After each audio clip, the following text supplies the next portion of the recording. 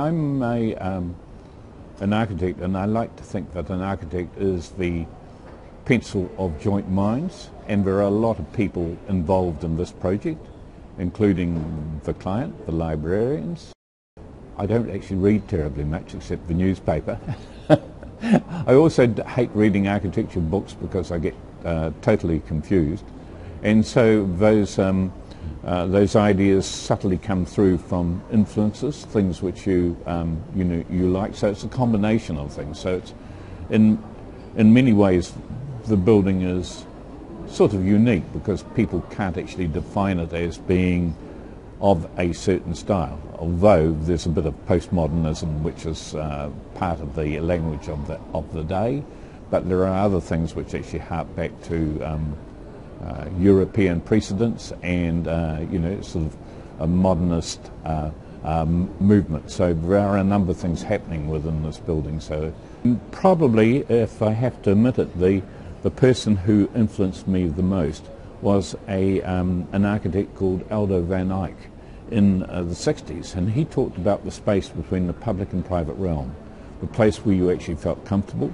or the place where you started to discover things, the space where you actually sat outside a coffee bar in the street, drank your coffee, and weren't challenged like you would be inside a coffee bar, or the space which you were walking along the beach and you had 1 foot in the water and 1 foot on the sand, and it was between a space between the opposites he used to talk about.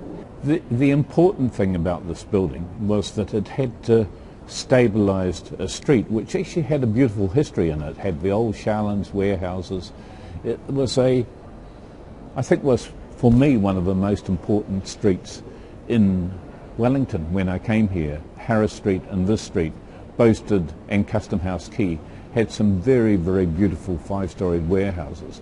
And in many ways, you wanted to actually bring back some of that sort of strength in streetscape sort of space. When we started the building, we did actually have limestone columns mined from a small quarry in the Wairarapa. And when we actually priced those limestone columns, they were quite expensive.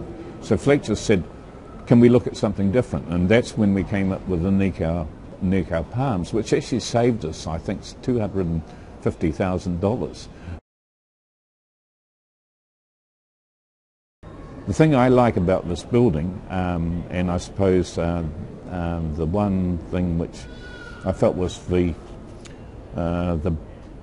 best, I suppose, praise of this building was a taxi driver who I travelled in a taxi from the airport to home, and I didn't say who I was. He said, well look, he said, I want you to actually have a look at our new library, So I said, oh, where is it? He said, oh, in town. He said, I'll take you around it, and he said, you can actually have a look at it, because he said, I really enjoy it. And I said, have you ever been there? He said, no, I never go to the library, but I really enjoy it, So, for him, the threshold was between the street, the taxi, and the building, which was really important.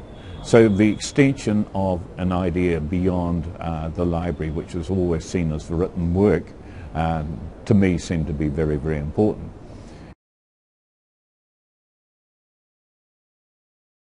I mean, I see things which, time needs to look at about change.